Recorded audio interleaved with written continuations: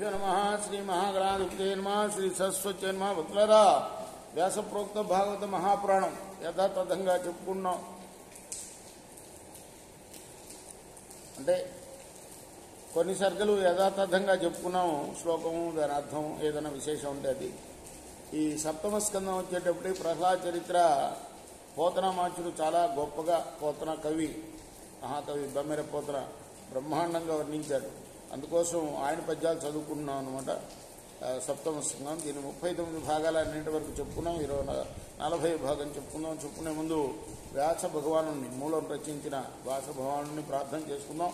వ్యాసాయ విష్ణు రూపాయ వ్యాస రూపాయ విష్ణవే నమో వై బ్రహ్మనిధయే వాసిష్ఠాయ నమో నమః.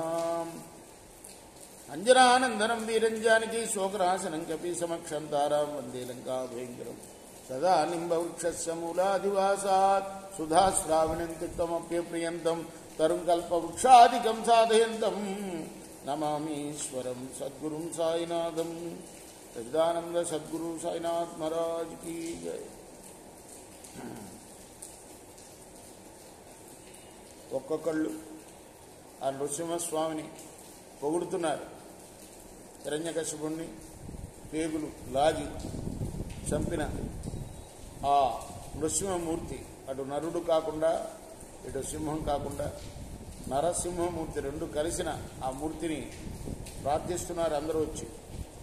నిన్న మనం బ్రహ్మదేవుడి ప్రార్థన, ఇంద్రుడి ప్రార్థన చెప్పుకున్నాం. ఈరోజు ఋషుల ప్రార్థన చెప్పుకుందాం. భవదీయోదరలీన లోకములను ఉత్పాదించి రక్షించనేడవి దైత్యేసుని చేత భేదితములై హ్రస్వంబులై ఉండా.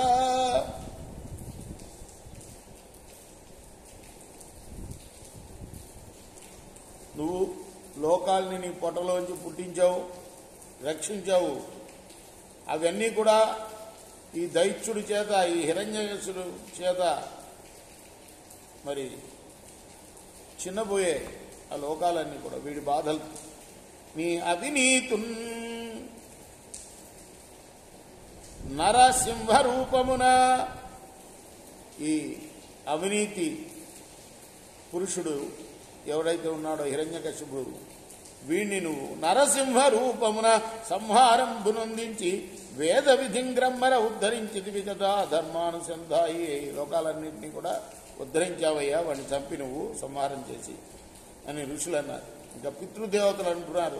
చండక్రోధముతోడ దైత్యుడు వడిన్ శ్రాద్ధంబులన్ మత్సుతుల్ పిండంబుల్ సతిలోదకంబులుగా నర్పింపంగా మాకీక ఉద్దండత్వమున తానే గైకొను మహోదగ్రుండు వీడిక్కడన్ ఖండింపబడని నఖంబుల నుతులుగా వింతుమాత్మేశ్వర.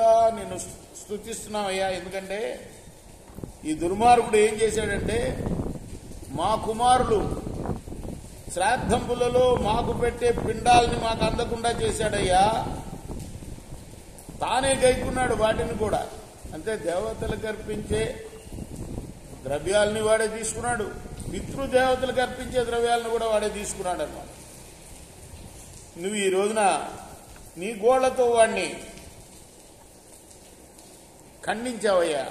మాకెంతో నీ విక్కడిని ఖండింపంబడని నకంబుల నుతులు గావింతు మహేశ్వర. నుతులంటే ప్రార్థన చేస్తాము మేము, నిన్ను స్తుతిస్తున్నామయ్యా. ఇంకా సిద్ధులు అన్నారు ఇట్లా. క్రుద్ధుండై అని మాదిగ సిద్ధులు గైకొనిన దైత్యు చీరితి విమాయోత్సవు నీ కృప మాకును సిద్ధులు మరళంగా కలిగే నరసింహ. సిద్ధులంటే అష్టసిద్ధులు ఉన్నవాళ్ళు ఉంటారు, వాళ్ళని కలిగిన వాళ్ళని.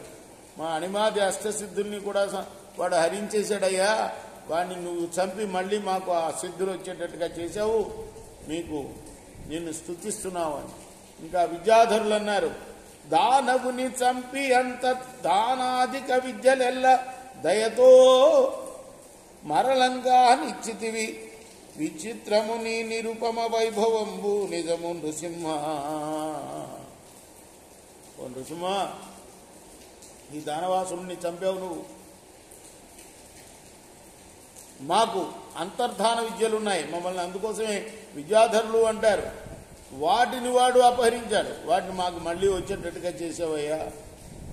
నిజంగా నీ వైభవం నిరుపమానం ఏందయ్యా అంటూ ఇక భుజంగులు అంటే నాగదేవతలు అన్నమాట. రత్నములను కాంతారత్నములను పుచ్చుకున్న రక్కసునురమును యత్నమున బ్రచ్చి వేసిది పత్నుడు రత్నములు కలిగే బ్రతికి తిమీస. పత్నుడు రత్నాలు మాకు వచ్చేసినాయ్యా, వాడు మా మణిరత్నాలు మా శిరస్సున ఉండే రత్నాలను అపహరించాడు వాడు, మా పత్రులను కూడా అపహరించాడు, అవన్నీ మాకు వచ్చేసినాయి నువ్వు అని చంపడం వల్ల అన్న. రేపు మనం మునుల స్థుతి గురించి చెప్పుకుందాం. ఇప్పుడు సాయినాథుడు యొక్క మా గురువు యొక్క శేజహారతి కార్యక్రమం. శ్రీ సచ్చిదానంద సద్గురు సాయినాథ్ మహారాజ్ की जय. చేకోరా హారతి దిగో సద్గురునాథ దేవ సాయినాథ. పాంచభౌతిక తత్వములనే హారతు నిత్తుమురా. నిర్గుణమ్మగు స్థితే వీడి ఎట్లి ఆకారం పొందితి ఓ సాయిరాం. సర్వము నిండిన నీవే ఇంకను ఉంటివి తల్లి వలే. రజోతమో సత్వము నుండి మాయటు జనించే బాబా మాయటు జనించే.